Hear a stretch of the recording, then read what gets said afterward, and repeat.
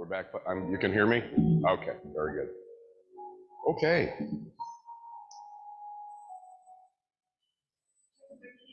Yep. My mic's on. Okay, very good.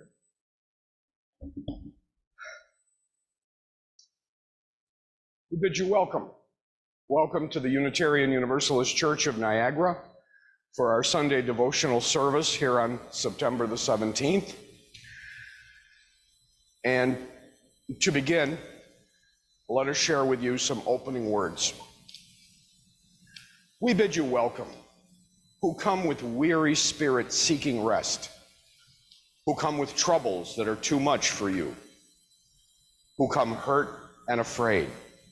We bid you welcome, who come with hope in your heart, who come with anticipation in your step, who come proud and joyous. We bid you welcome, who are seekers of a new faith, who came to probe and explore, who came to learn. We bid you welcome, who enter this hall as a homecoming, who have found here room for your spirit, who find in this people a family. Whoever you are, whatever you are, wherever you are on your journey, we bid you welcome.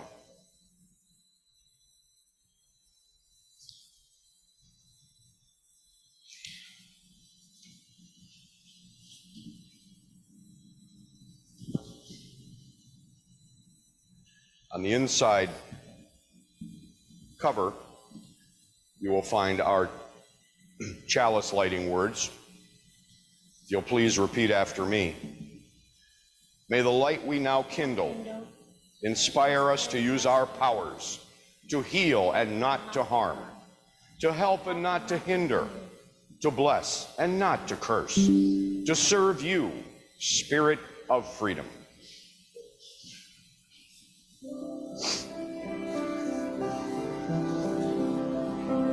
If you'll turn in your hymnal to hymn number 361, and in keeping with our theme for today, welcome, if I can find it, let us arise, those who are willing and able. Enter, rejoice, and come in. Enter, rejoice, and come in. Today will be a joyful day. Enter, rejoice, and come in. Open your ears to the song. Open your ears to the song. Today will be a joyful day. Enter, rejoice, and come in. Open your hearts, everyone. Open your hearts, everyone. Today will be a joyful day. Enter, rejoice, and come in.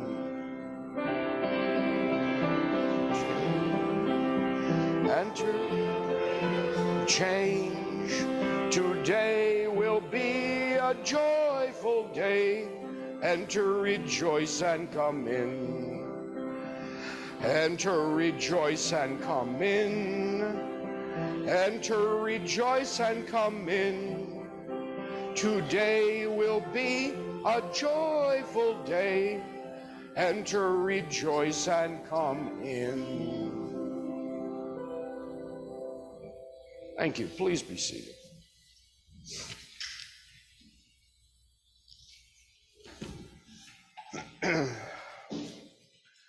I'm having trouble with my voice a little bit, so I'm kind of, if you'll bear with me, test driving it today. So if I start seeing you getting up one after another and leaving, I'll know it's time for me to stop singing.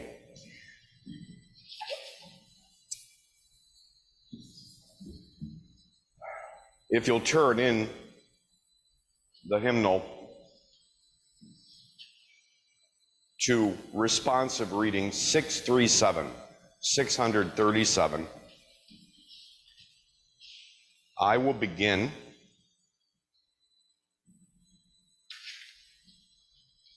and if you will follow me in tandem, that will be lovely. It is entitled A Litany of Atonement, for remaining silent when a single voice would have made a difference.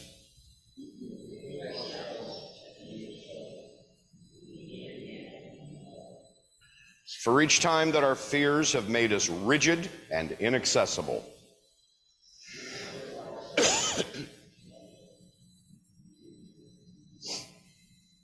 For each time that we have struck out in anger without just cause.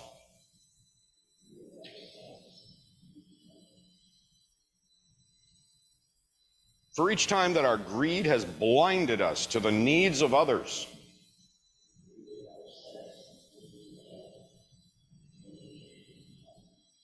For the selfishness which sets us apart and alone.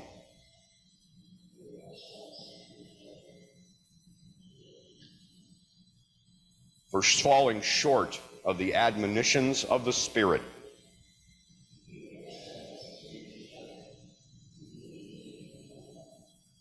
For losing sight of our unity.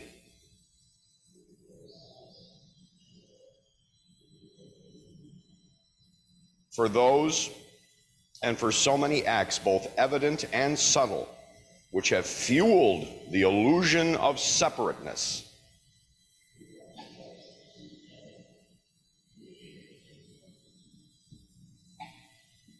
Thank you.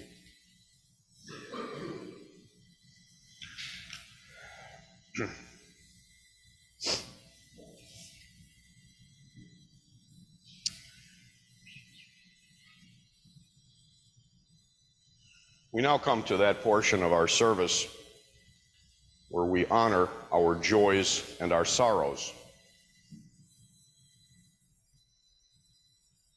And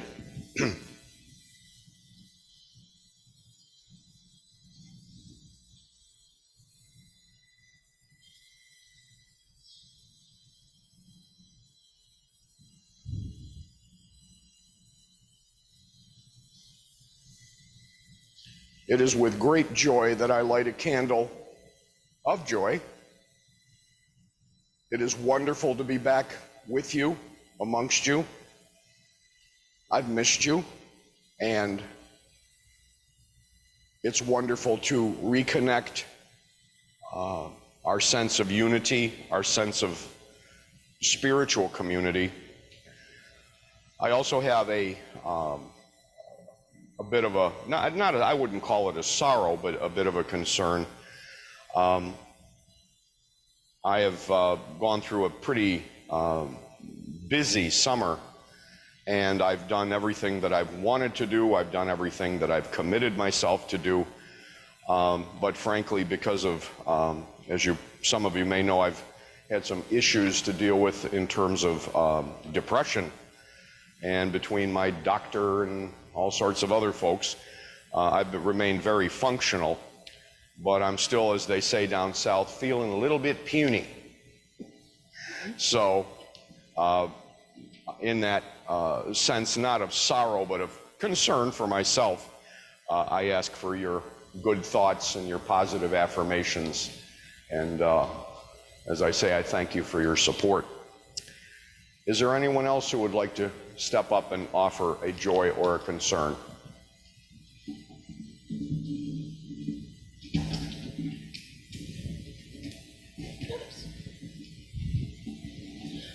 Hello, I've been posting it in the announcements, but my joy is that we're having a GED graduation in here on Thursday at 5:30. I've had about 30 graduates, but only about 13 are able to come because of work and school.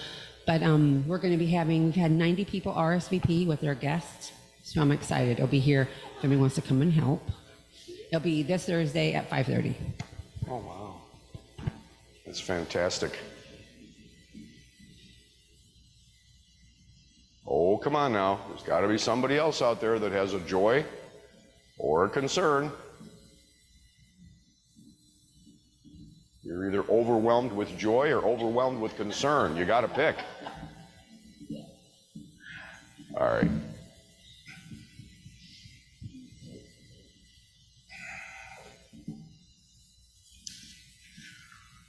We now come to that portion of our service where we lovingly remind you that it is through your generosity and only your generosity that it makes this ministry at First Unitarian Universalist Church of Niagara possible. So we would ask now for the ushers to arise and go forth amongst you.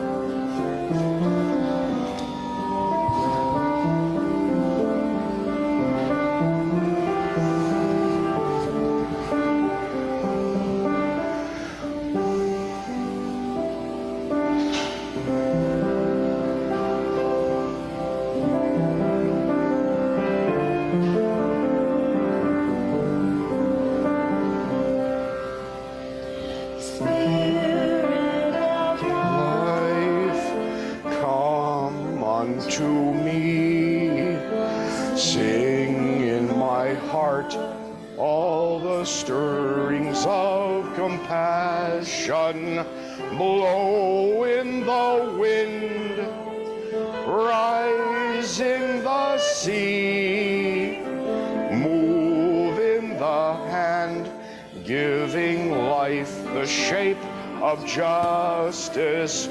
Roots hold me close, wings set me free. Spirit of life, come to me, come to me.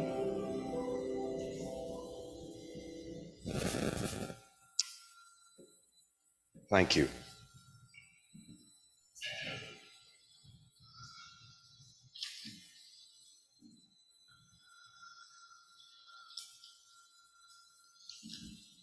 I have a calendar in my home that I really appreciate.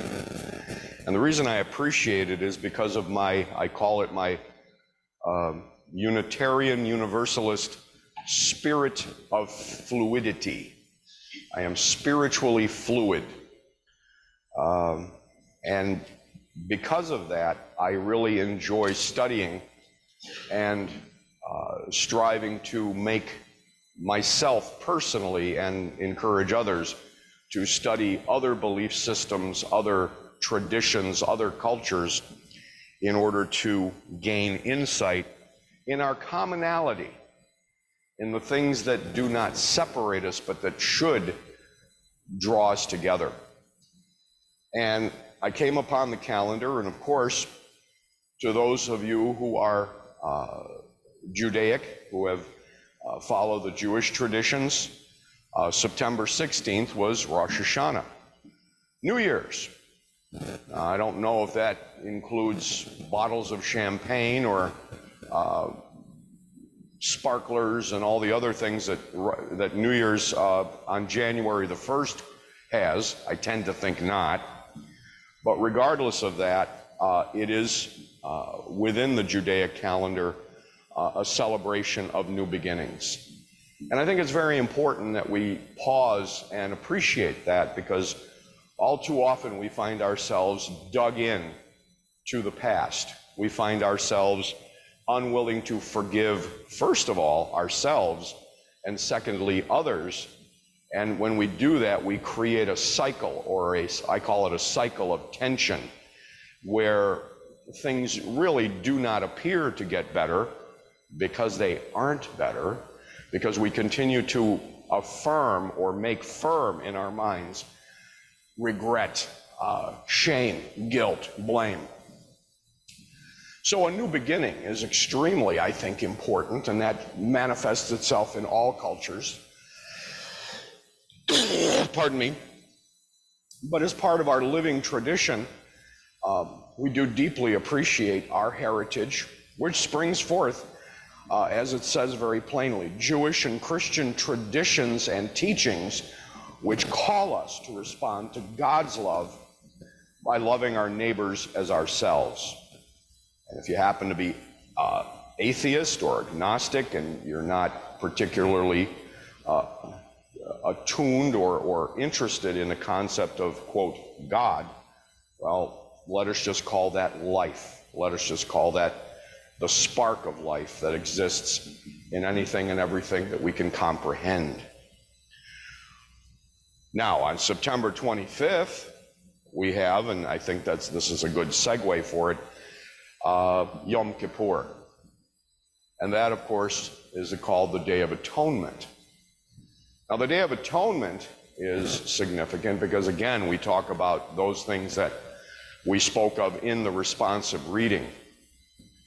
Those things that cause us to shame ourselves, blame ourselves, regret, those areas in our lives where we have had defects of character, where we have fallen short of the mark of righteousness for the sake of righteousness.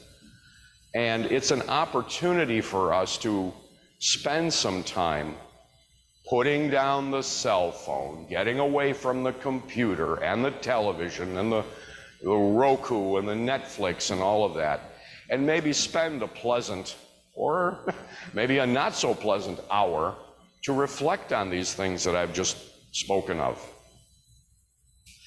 Not to make ourselves feel bad by any means, but to identify where we need to improve the quality of our character, the quality of our I'll call it our spiritual life, our inner life, our mental life, where we can look within and say, you know, I can do better, I am better, I will do better, and do what everyone, does with that kind of a consciousness.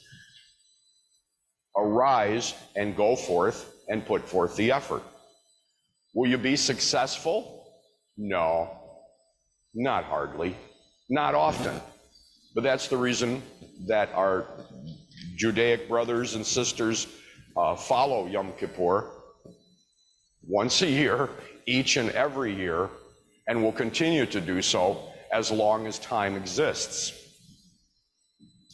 So we take those opportunities to seriously reflect, and as you reflect upon other aspects of your life and where you can improve that quality, obviously we are also called, again, by Jewish and Christian traditions, as well as so many others, to improve the quality of others' lives. The idea of doing unto others as you would have them do unto you is not new to the so-called Christian tradition. It has been around for thousands of years before that, and will continue, hopefully, to manifest itself in a very holistic, meaningful way for generations to come.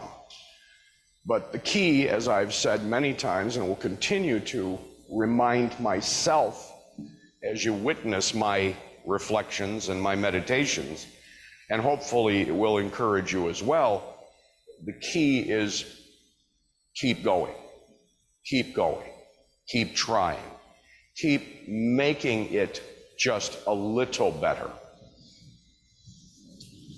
So much for my prelude. As you read probably in the bulletin, what I really want to talk about a little bit, and I think it actually, believe it or not, and hopefully I'll prove that to you in a moment, it does fit into my opening comments. I thought about, September, we were talking about a little bit before church began, being the month that we really come back, not just to this building, but we come back to ourselves. We take the experiences we've had in July and August, because in the liberal faith traditions, and I can't name too many who do not do this, we take the summer off. Now, it's not just to go put on our bathing suits and go flip-flop in the lake and, have a picnic and so forth and so on. I know many, many people of deep spiritual conviction who use that period of time also, as I mentioned in my opening comments, for reflection. And also to maybe take a break from the hustle and bustle of church life so that they can prepare themselves and re-energize themselves to come back in September in a renewed spirit of, I'll use this word that I'm using today, welcome, and a renewed spirit of mission and purpose for what the church means to them. You know, all too often, people say welcome. You give something to somebody and, oh, you're welcome. Or you go into a restaurant or, a movie theater, what have you. Oh, welcome, so glad to see you, so happy to see you. Pardon me. And I'm not saying that people who say that are insincere. The vast majority indeed are. But all too often when we use that word welcome, it becomes a little hackneyed, a little overused. And I ask myself the question, when I use the word welcome, do I really feel welcome?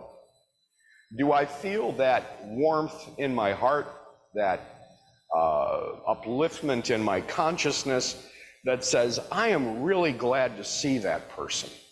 I really want to know who they are.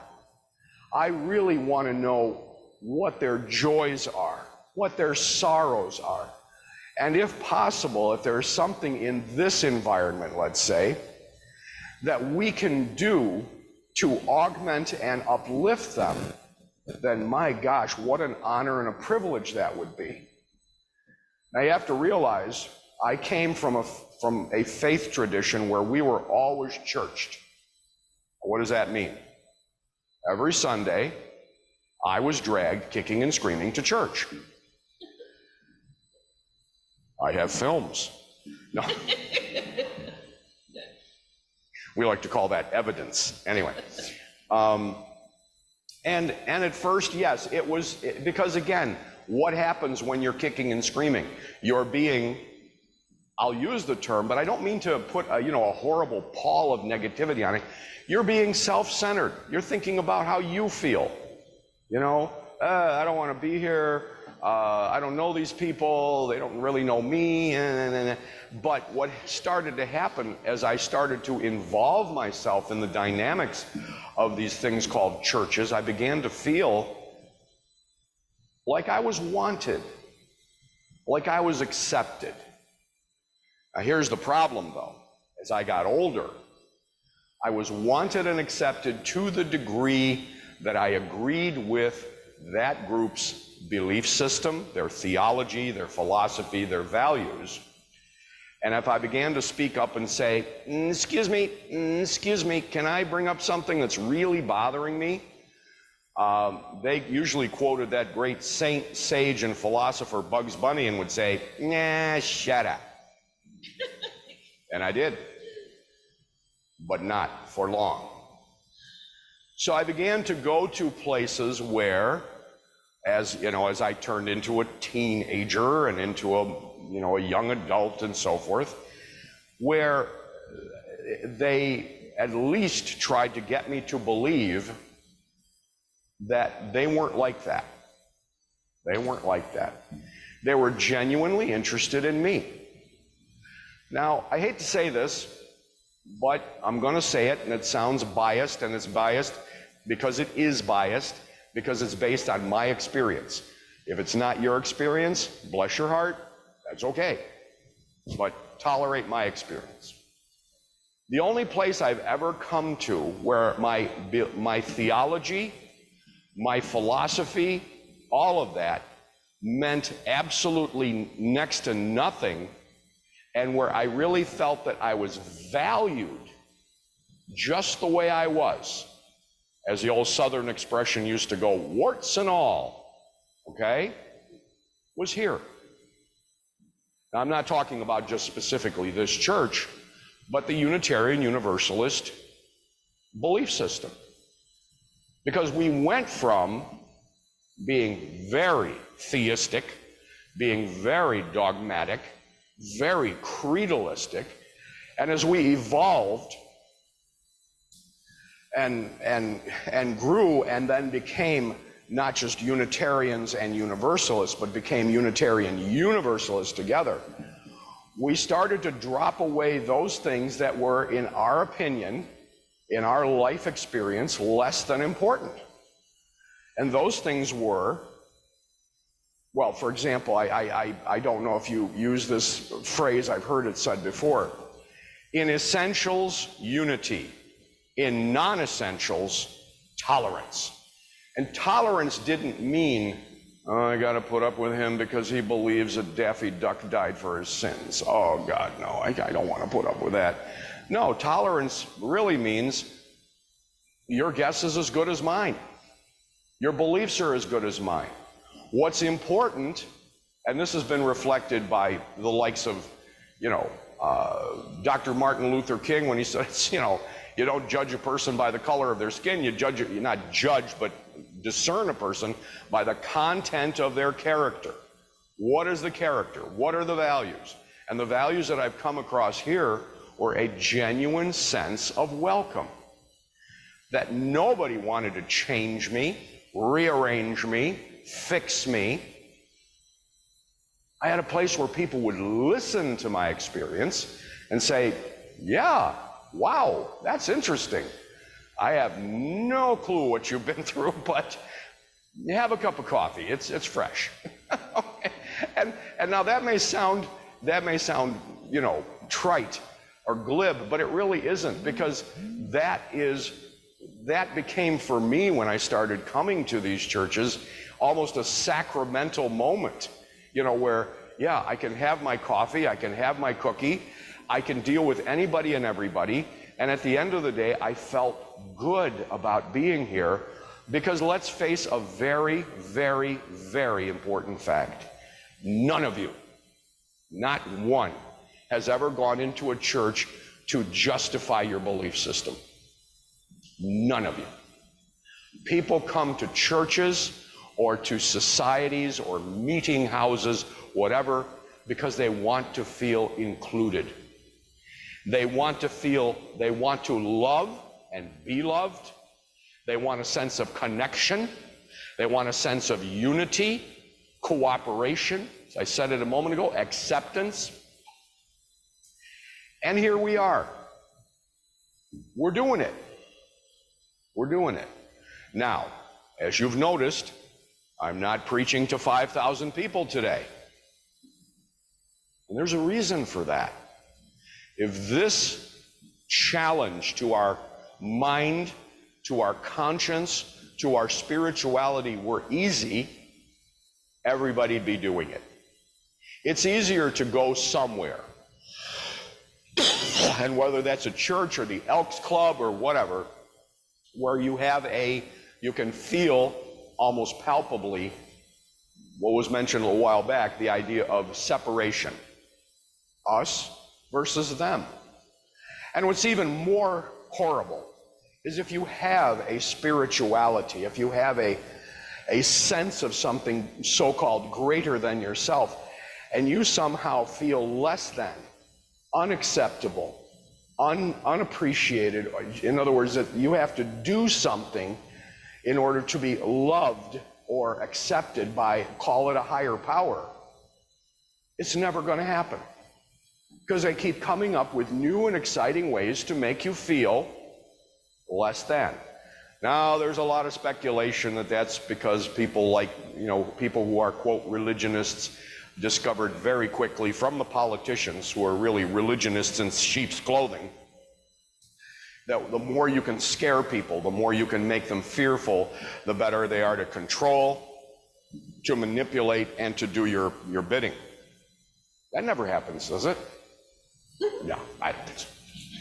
But we are now in a new generation. And when I say a new generation, I'm talking about the last 175, maybe 200 years, where people started, it starts slow, and none of us are going to live to see this, by the way, not a one of us, where we started to break the shackles of that kind of thinking, that kind of manipulation, that kind of controlling, and we said, welcome, rejoice, and come in. Because the God, if you believe in a God of your understanding, accepts you, loves you, whatever terms you want to use, just the way you are. There's nothing to change. There's nothing to forgive. All you have to do is strive to be the best version of yourself. And if you fail at that, that's okay. And theologians, religious leaders, whether you're talking about a Jesus or anything else, the ones that really have some traction in understanding the human condition have always determined that the most important thing about, if you call it God, if you call it the spark of life, if you call it whatever, it says very plainly, God is love. Love. If you can love first yourself, that's extremely important. Too many of us have been so programmed, we don't even know how self-loathing we actually have become. That's significant. But once you begin to identify and appreciate that you are lovable, that you are loved, that nothing needs to change, then you turn it to the person next to you, and that word welcome takes on a completely different meaning. It doesn't mean, oh, hi, welcome, here's our belief system. If you can accept this, oh, you're wonderful. If you can't, may you rot in hell eternally. And again, when I say stuff like that, people think I'm joking. Talk to some of your family and friends. Remind yourself of how true that actually is. But here, we have an opportunity, small as we are, but we're wiry, we're tough. And, you know, like Winston Churchill used to say, if we're going through hell, keep going. We keep going. We keep striving to put forth that sense of welcome.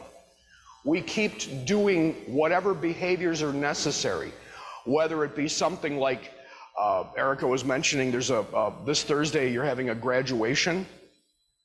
That's an amazing thing, because people are beginning to see again, because there was a period of time where people would say, nah, I don't need to go to church.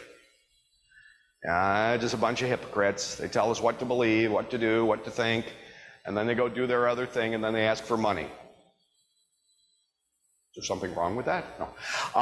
Yes, there's a lot wrong with that. It's called hypocrisy. But things are beginning to change, and we're beginning to see and experience the light at the end of that tunnel. Consciousness is changing. We are, in spite of the way things look in the world today, we are on an uplift. That is hard to believe, but we have to hold on to that, you know, like it's the last blade of grass on planet Earth, that we, by our commitment to being truly welcoming and supportive of each other. I heard, I may have shared this one time before, one of those beautiful, I call it bumper sticker theology, but it came from I call him a guru, Ram Dass, and who was very popular in the 60s and continued on until he just passed away about maybe 8 years ago. He says, the only reason we're all here together is we're all here just to help walk each other home. So when people come through those doors, they're looking for someone to help them go home. You know, I know, you know, some people would say, oh, the heavenly home. No. Let's forget about the afterlife and all that other great stuff. I have a, you know, I have a powerful conviction about an afterlife, but that's not my point. It's about right here and right now. Because the reason we're, quote, walking each other home is that this is the only home we really have. We have to tend and be good stewards to Mother Earth.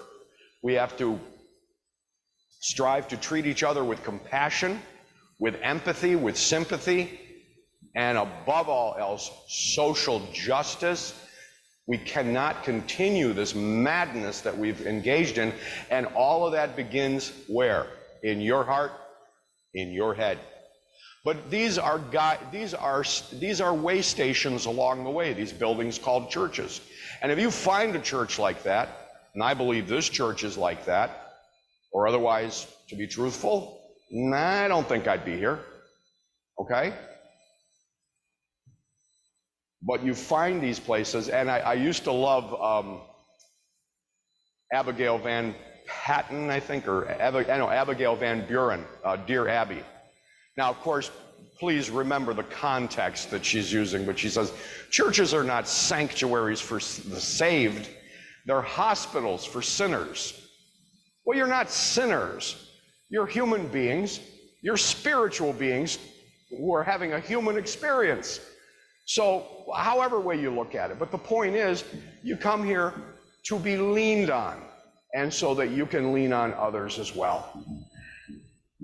When I was a kid, I got that in our home church, but it wasn't until people started getting tied up in self-justification and, and again, the shame and blame and manipulation that is most of what religion can be all about if you're not careful, and most people aren't. And it really uplifts me to be in a group of people that really are making a concerted effort, small and wiry as we are, not just to talk the talk, but to actually walk the walk, with no exceptions, with no caveats. In other words, there's no escape clause. There's no escape clause. We can't escape our own soul, our own mind, our own being, and surely what we do to others, we are truly doing to ourselves, because even the quantum physicists are beginning to understand that on the most basic fundamental level, everything is unified. Everything is unified. So what to do? What to do? Well, you keep doing what you've been doing. You have the great gatherings that you have to celebrate your joys. You lean on each other when times are tough. But one of the most important things you can try to do is when you see new people, please, and this is hard, it's against human nature, it really is, reach out to them. You don't have to get their whole life story, but make them feel welcomed in a sincere, honest way. Welcome. You've heard me say it before, most people do not need a good talking to. They need a good listening to. People need to be heard. People need to feel as though they don't have to do anything special, unique, or different just to be accepted just the way they are, and that never changes. That can never change. I've been in churches, not this one, by the way, I'll pat you on the back, where I've walked in, sat down, and left the church, and no one's approached me. No one has approached me. I've walked into other churches where the approach has been very superficial. Hi, how are you? It's so good to see you. Oh, see you later. Okay? No. When you come here, obviously you have your own mental and spiritual needs, and that's important. But take that extra minute, take that extra couple of minutes to remember what it felt like when you first came here, to remember what it felt like when you felt angry, lonely, unacceptable, tired, and for somebody to turn to you and say, you know what? Don't care who you've been, what you've been, where you've been, or where you're going. You're welcome, just the way you are. Now, I want to share with you a little bit of statistic. Do you know what today is? It's a special day. Okay. It is Back to Church Sunday. I knew you'd all know that. You just had to be reminded, didn't you? Actually, within the Christian community, it is Back to Church Sunday. Started back in 2009. And 5 million people since 2009 have involved themselves in it, that have included 40,000 churches. And here's all they do. They make a concerted, committed effort to be welcoming. Not just today, but every Sunday or every day they're with people. Statistic. And you know me, I loves my statistics. 8 out of 10 people, statistically speaking, have said, based on the survey of this group, It's actually called the Back to Church Sunday movement, by the way. 8 out of 10 people would come to visit a church under what condition? Can anybody say it? That they be asked, that they be invited. 86% of people who come to church, again, this is another statistic, have said that they came to church first as a result of a personal invitation by a family or a friend who'd already attended that church. Now, we have a philosophical issue. We say, well, we are a church that, we pride ourselves on, we do not convert, we attract. Well, guess what? If I come through those doors and I sit in that seat and nobody approaches me, I'm not going to feel very attractive.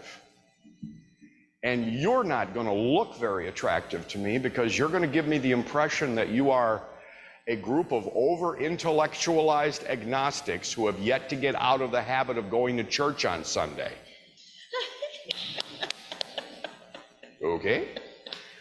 So this is not about intellectualization. This is not about, having to, move heaven and earth. This is about what your mama and your daddy either taught you or should have taught you. Hospitality. When you read these books or see these, pardon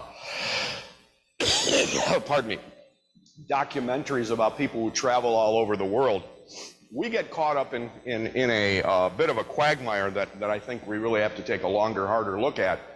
People say, well, you can't visit, the former Soviet Union, or you can't visit here, you can't visit there.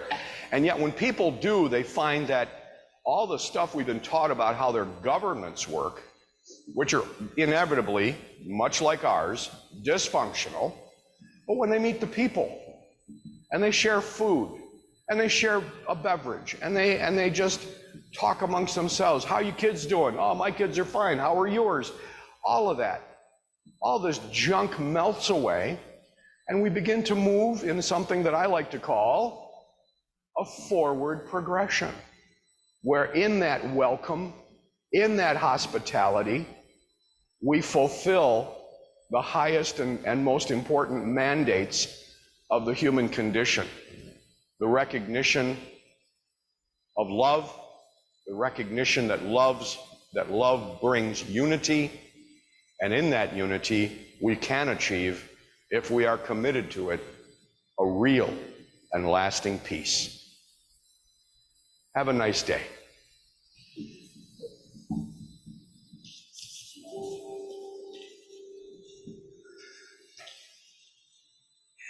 Okay.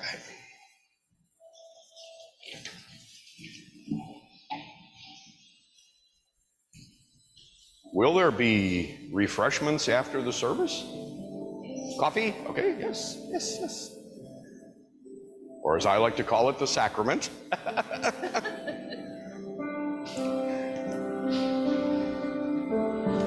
Let me see something here before I... Yes. Okay.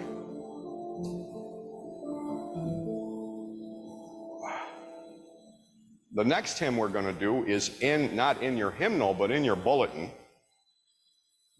And Patty picked this out, and she shared it with me, and I said, I haven't heard this in so long, but maybe it would be, kind of a lighthearted way to tie everything together that I consider important in what I've shared with you this morning. So you can remain seated, and what we're going to sing here, a song by the famous songwriter John Sebastian, and it's from that television program that was so popular years ago, Welcome Back, Kotter.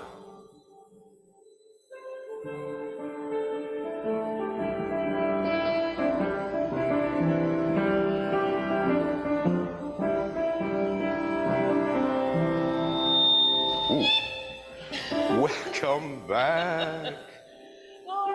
Come back, your dreams were your ticket out. Welcome back to the same old place that you laughed about. Well, the names have changed since you hung around, but those dreams have remained and they're turned around. Who'd have thought they'd lead us back here where we need you? Yeah, we tease you a lot, 'cause we got you on the spot. Welcome back. Come back. Welcome back. Come back.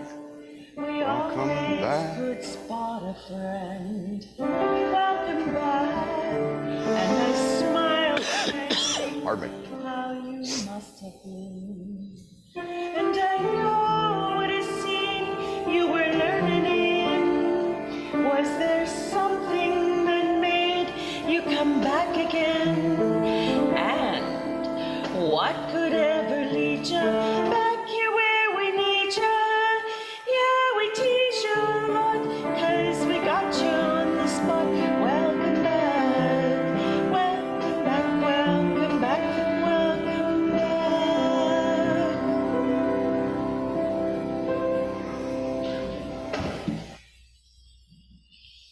That was for you, Ron. It's a good start. There'll be a test next week.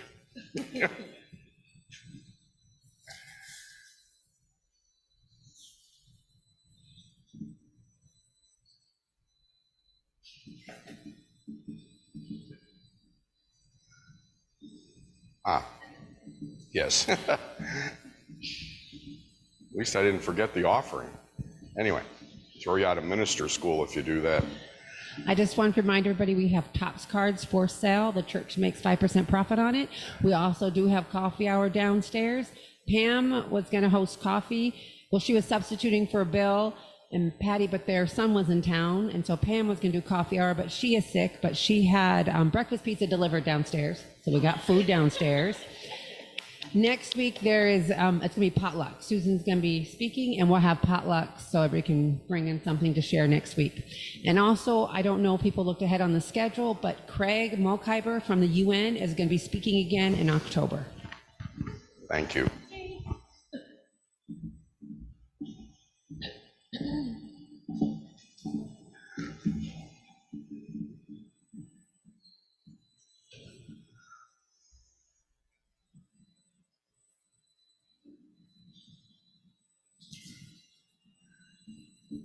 Our closing words today are simple. We strive in the act of welcoming to become a welcoming individual, but we strive also to become a welcoming community, a welcoming spiritual community that truly engages in the life of the Spirit with each and every soul that comes before us, that we may integrate ourselves and remember that we are all truly one as we strive to work for a world that truly works for everyone.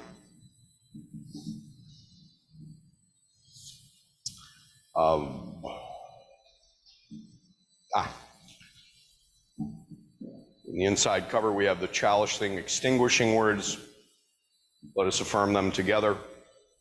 We extinguish this chalice, but not the light of truth, the warmth of community, or the fire of commitment. These we carry in our hearts until we are together again.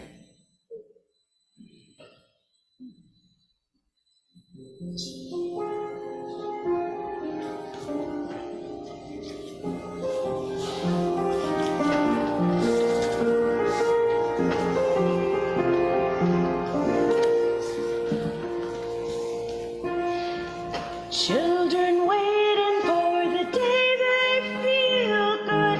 Happy birthday, made to feel the way that every child should.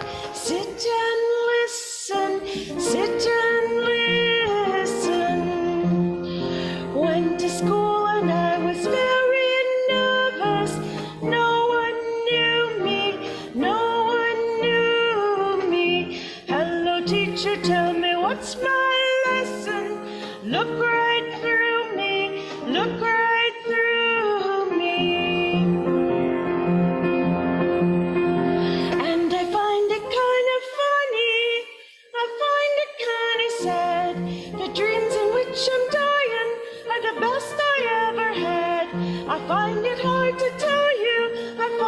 heart to